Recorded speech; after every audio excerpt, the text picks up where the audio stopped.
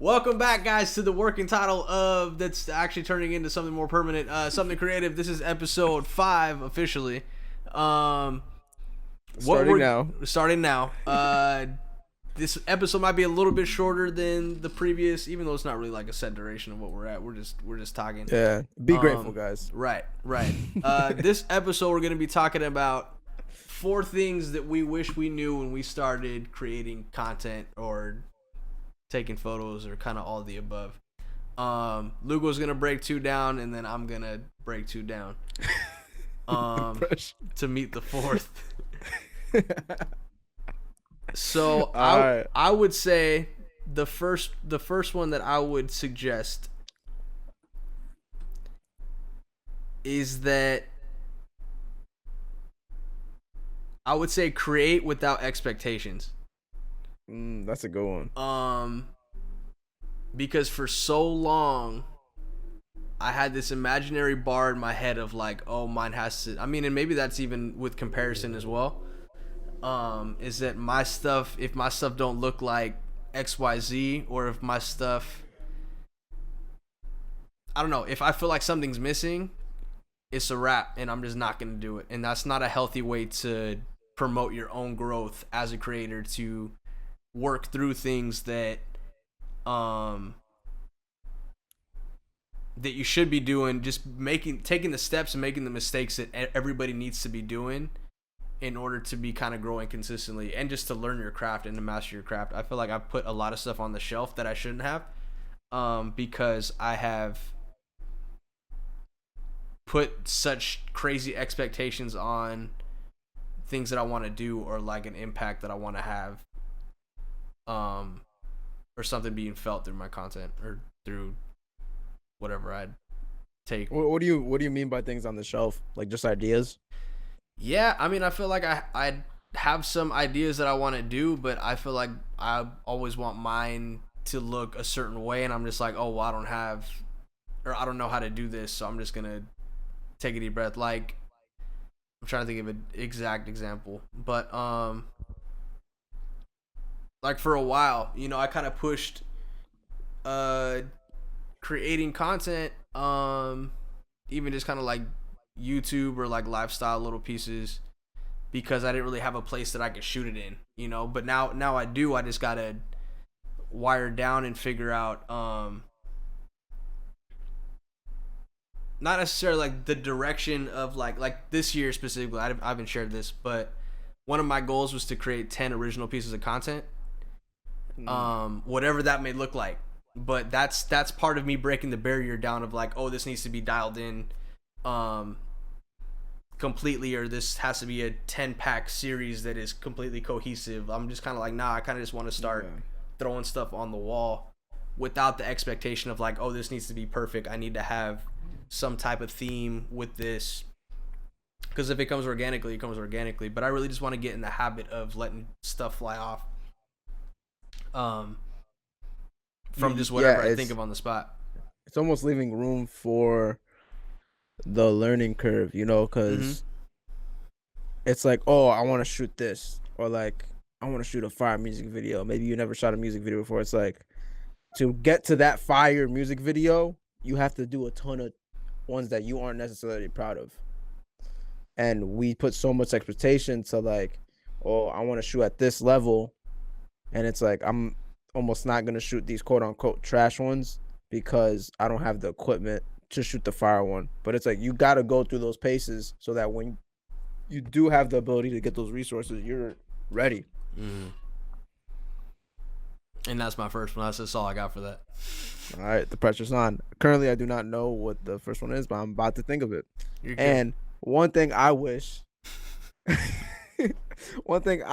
learned earlier on was, this okay. See, bro, the pressure Perfect, works. Bro. The pressure works. So you don't need to connect with everyone, even if it's mutual people. That's one thing I had to learn. I almost like, you don't need to connect with everyone, even if it's mutual people. Explain that a little bit more. So I work a lot in the CHH, which means Christian hip hop world, and it's a very tight knit community. So it's like, anyone you connect with is gonna be affiliated with you in some degree. You know someone that knows someone, so on. It's not saying that I was definitely or I've interacted with people that wanted to connect for the sake of just connecting. Like it wasn't genuine, first of all, or secondly, it wasn't organic. And it's not saying to not reach out to people or not do that, but I know from my experience, I was at a point where I was like, oh man, because you're just hungry. You know what I'm saying? I come from a small city. I don't have a lot of connects, blah, blah. I was just reaching out to people. And the best connects I got was when I just stopped reaching out to people, focused on my own content, and I reached out when I really felt something. You know what I'm saying? I wasn't in a mode of like, I need to take this time, I need to account for this time of this week so I could reach out to people. You know what I'm saying? It's like if I watch something and it really inspired me, I'm just be like, yo, this is really dope. I would love to work with you. You know what I'm saying? And yeah, you don't need to connect with everyone, even if they're affiliated with you or thing. I think you'll just naturally just let it happen. For sure. And And I think that yeah, takes a lot of time too, right? a Away lot. from things that you can be doing or things you can be working on or brainstorming or whatever. Because especially out here, um, pre the vid, a lot of connections and networking type things were done in person. There's always something going on in LA, and I love being at places. I just love being social. Um, but it gets tiring, and a lot of times when you go out, even if you're not doing anything crazy, it's literally just like, oh, this, for an example, I'm not dropping anything, but this Spotify event is happening. You might want to go just because just because like the homies are all gonna be there. You might see Yeah, some people.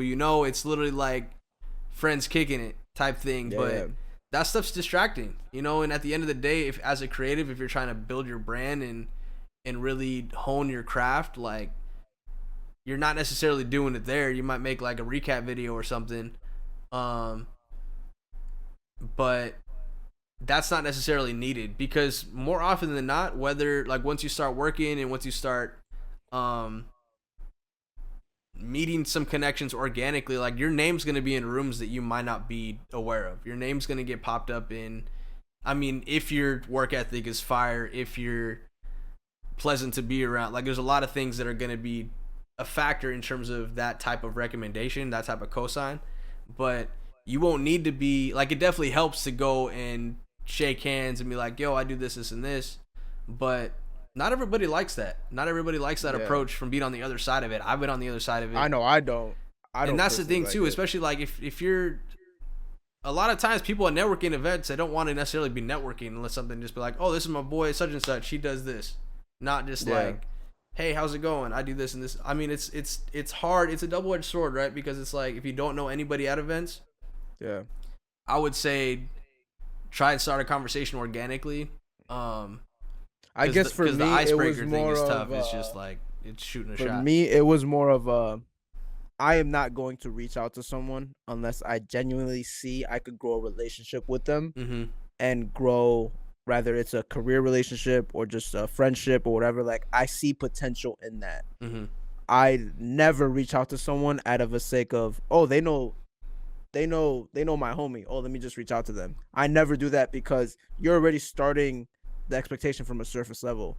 You're like, it's cool, quote unquote, having a ton of acquaintances. Like, oh, I know the person that knows this person, or I know a guy that knows a guy. It's just like you have all these surface level um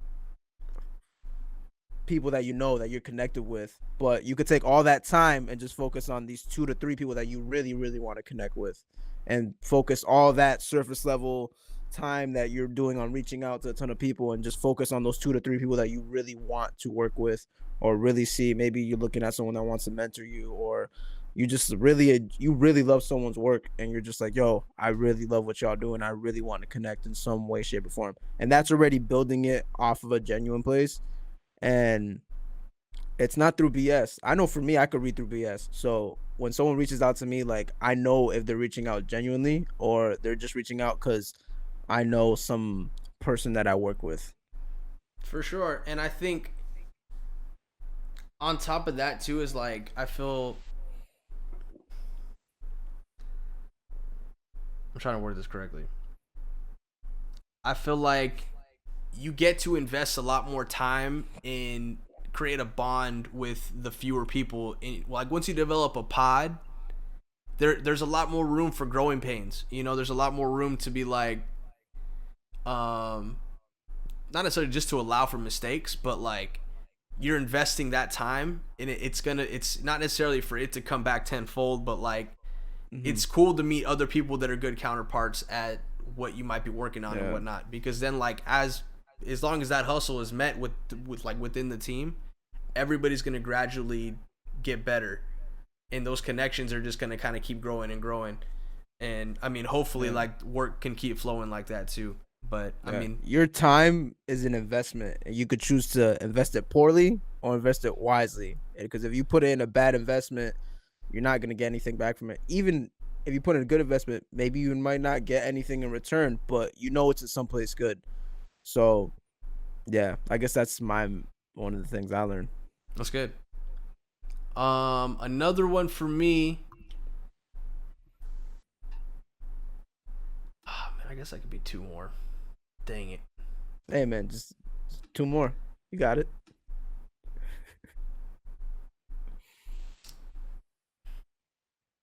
I don't know. This one's kind of cliche. This one's kind of like,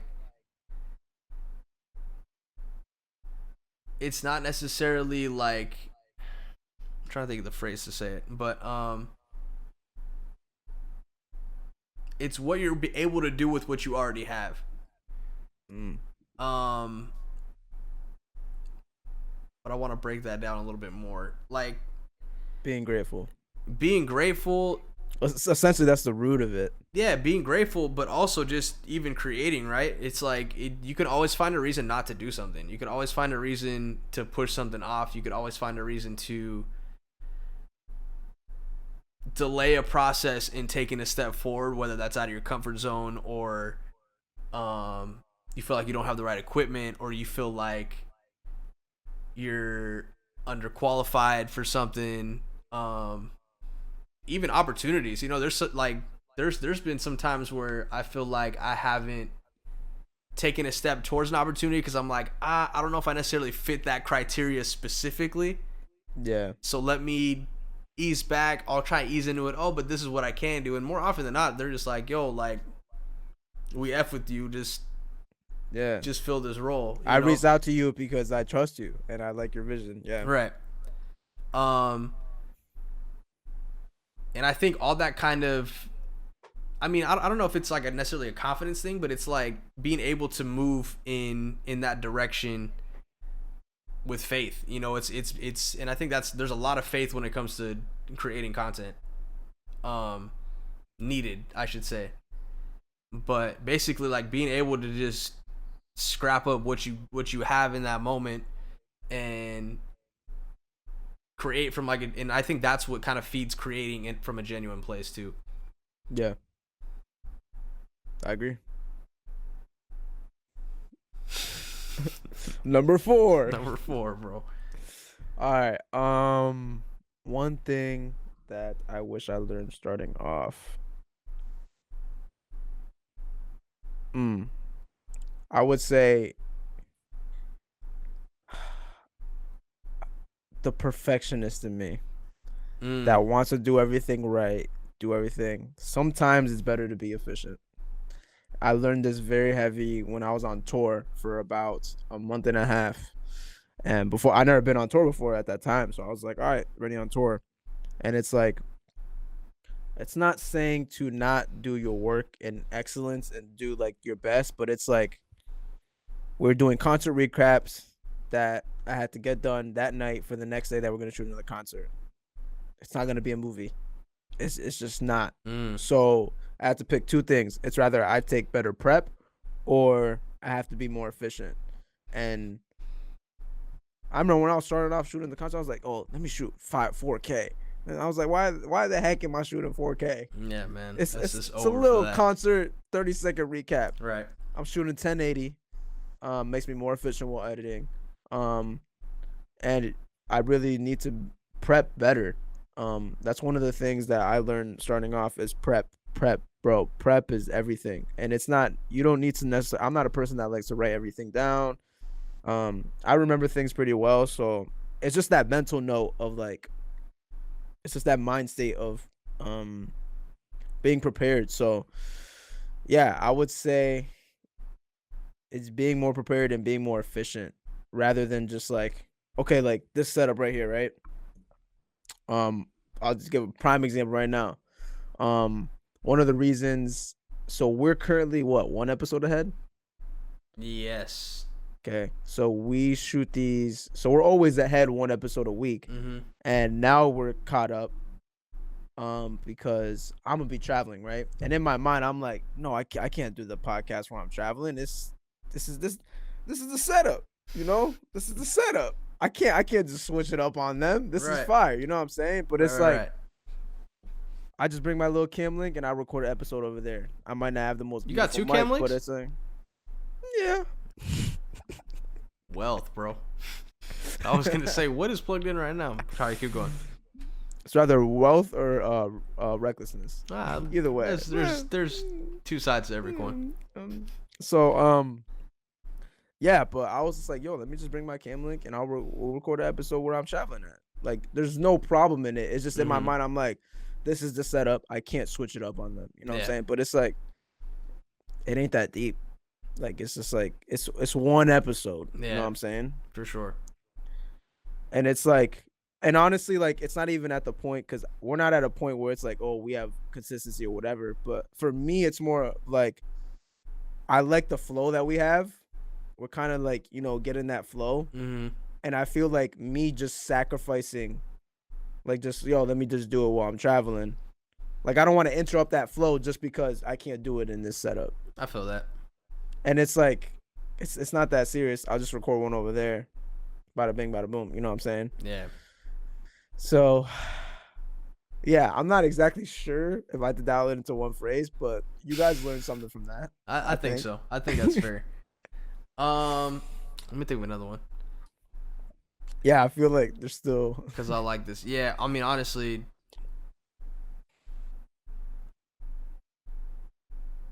don't be discouraged by a no.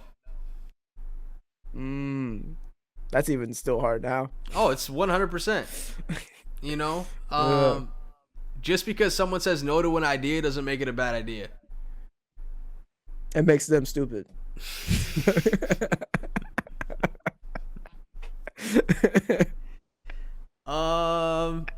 In a sense, you know, honestly, I say that to say that not every idea is going to fit with a certain team or with a certain vision that they might already have. It doesn't mean you can't keep that in the stash, you know.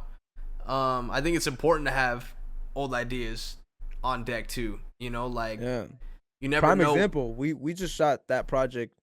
I'm like, there's a project under wraps that's not released yet, but I got Josh the DP for it, and that whole idea that we had for the idea for the concept was actually the one that I shot for Chandler that came out last November. That was the initial idea, but we couldn't do it just for budget and stuff.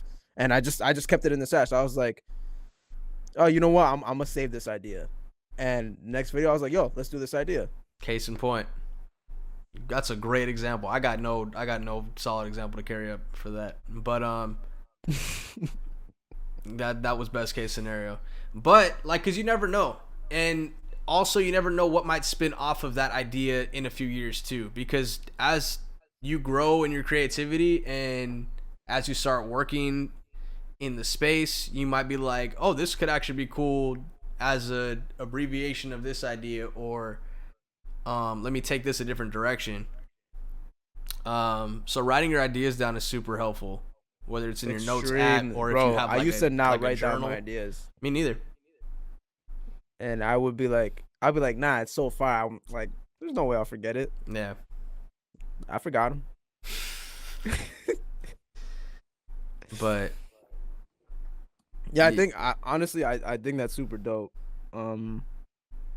Wait, what was your what was your like tagline for Initially, that? well, it kind of started with like, not every no to an idea makes it a bad idea, or Yeah, like yeah, not every no is a bad no, yeah. And I honestly like I know I was just joking around saying they're stupid, but it's like it's to that to a degree. Like it's not out of like You almost got rebellious to or move the like you almost got to move with the confidence of they're stupid. I know this idea is still fire. yeah. If you know something's fire and you'll just do it, and maybe you just because a lot of ideas, especially for me, when I'll be pitching them, I'm always just trying to look for permission. When you don't, I don't need permission. I just like, you like just confirmation from someone like, yo, this is Mhm. fire. You know what I'm saying? And if they say no, I'm like, oh, let me just ask someone who thinks it's fire. For But sure. like in like reality, like if you think something's fire, just try the idea. Yeah. And then if it doesn't end up looking the way you wanted, then you know it wasn't fire, but you tried it. You know what I'm saying? There's no reason why someone else's no should turn your idea and just be like, oh, you're right. Like Shelf this the is whole thing. trash. Mhm. Yeah, exactly. Yeah, I think that's dope. That's fire. What else you got? Um, I guess we could move towards like gear. One things I wish I bought firsthand. The first thing I wish, if I were to go back and redo it, the first thing I wish I bought was a monitor. I, Really? bro, I spent like 2 years without a monitor, and I Bro, was just I've like, still yet to I have don't a need it. monitor. Bro, a monitor changes the way I shoot for real, for Really? real. Yes, bro. Like I thought it just makes the screen bigger, bro. no, bro. Like it's That's no, why I bro. The got. monitor That's why I got actually it. shoots for me, bro. It's like a feature. No, I wish I invested in a monitor way earlier, way earlier. Um, just that simple idea of seeing that better. And the other thing is, I could import my LUTs into my monitor so I could get a preview. Um, yeah, I wish I bought a monitor way beforehand because I was obsessed with like, like everyone starting off, and it was like the gimbal area. I was like, yo, nah, man, I need to stack up my bed for a gimbal, which I barely use, To this barely day, use, barely use. handheld boys, Actually, man. handheld, bro, handheld. So I wish I definitely bought a monitor. That's one of my like. If I were to go back, that's one of the first things I would buy with my camera for sure. Yeah, I feel that, man. I'm still waiting on mine. Shouts to Small HD. Whenever you guys are ready, Whenever send you it. guys are ready. I Dude, do paid you have for it. anything that you like regret not buying That I earlier? regret not buying earlier. Lighting. That's a good I don't really one. have lighting. This Like guy's like right still, now. I don't. I don't. don't. Have I got these. I mean, this is different. This is like I got these little light panels from Elgato, but that there's just for my stream and for stuff like this. Yeah. But I've been wanting like an aperture light for a minute. I just feel like now I don't know which one I want. Oh man, that's wealth. No, not even like that. It's just like because a part of me Yeah, just I'll like flip it. I'll flip it. nah, because a part of me is like realistically, I probably only need a 120D. I don't need a 300D. But it's nice. That's what I'm saying. See, that's wealth, bro. Honestly, because like, and then a part of me, and then a part of me is just like, well, then I feel like whenever I would need one, I could just rent.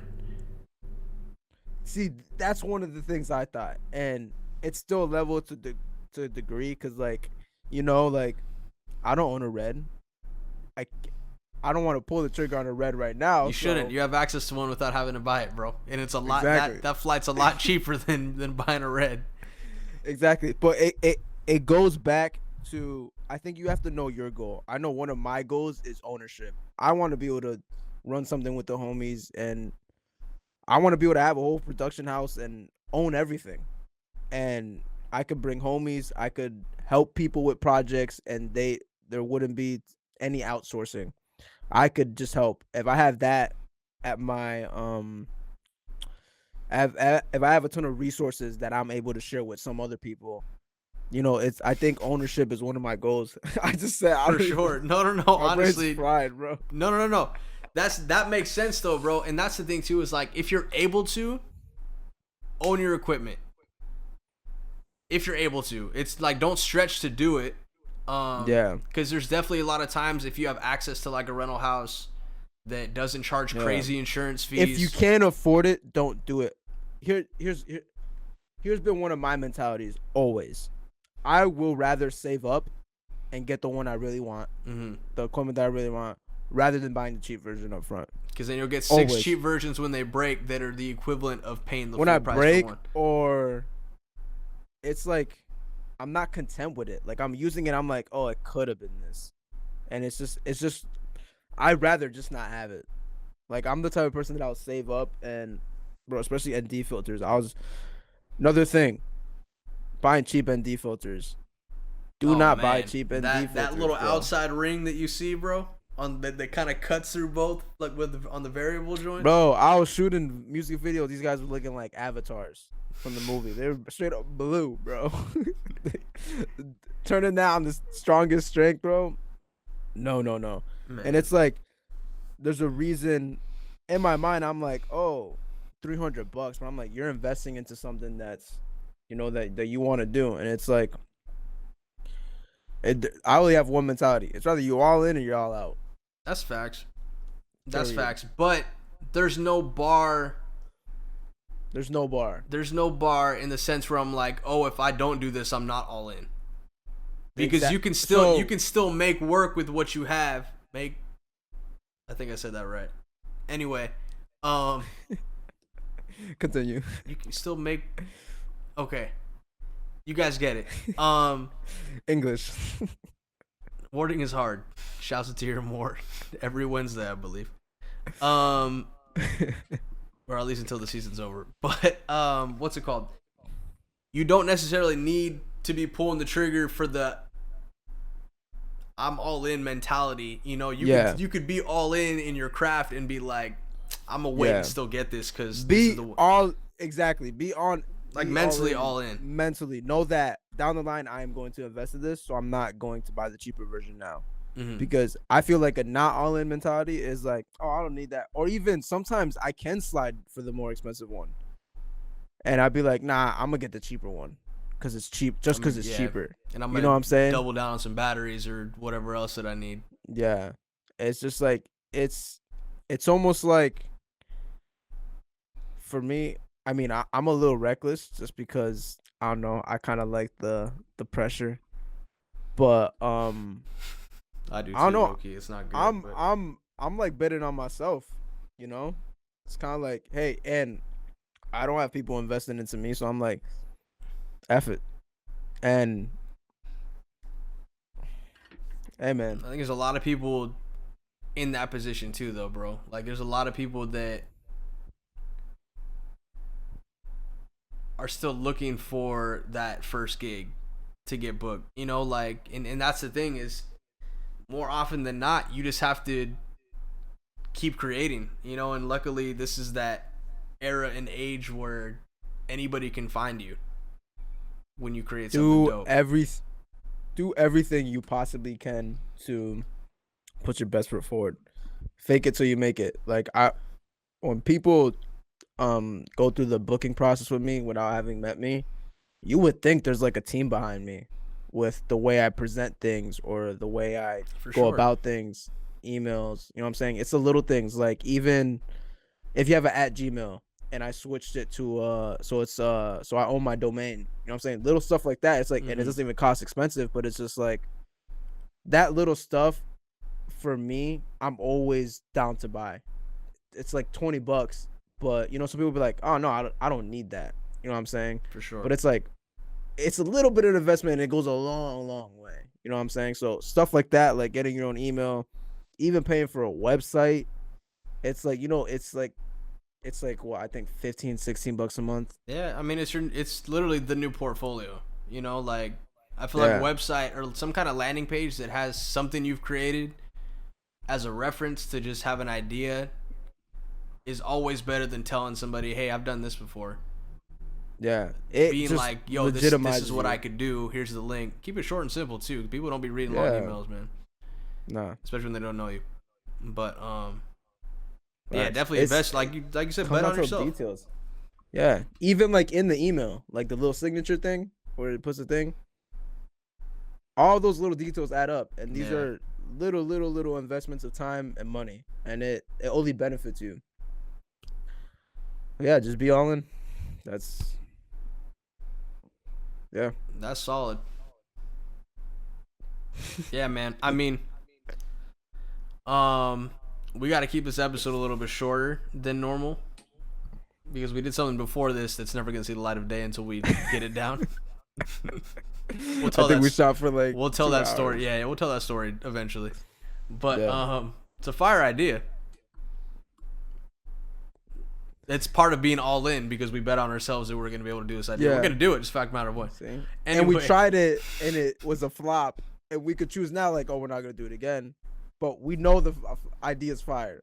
We For just need to sure. work on the execution. 1000%. That's the thing. Prep makes the execution easier. This is a continuous recurring theme here. Between these last 2 episodes. Bet on yourself, but do the prep, and the rest will follow. Hopefully. With the prep, yes, with a lot of prep and trial and error of the prep. Well, that's been another episode of the working title that's turning into something permanent, something creative. Episode 5. Lugo, let them know where to find you once again. Where's Lugo? Everywhere. Yeah. Solid. All right, guys. Until we shoot another one of these next week or sometime around that. Okay, goodbye. All right.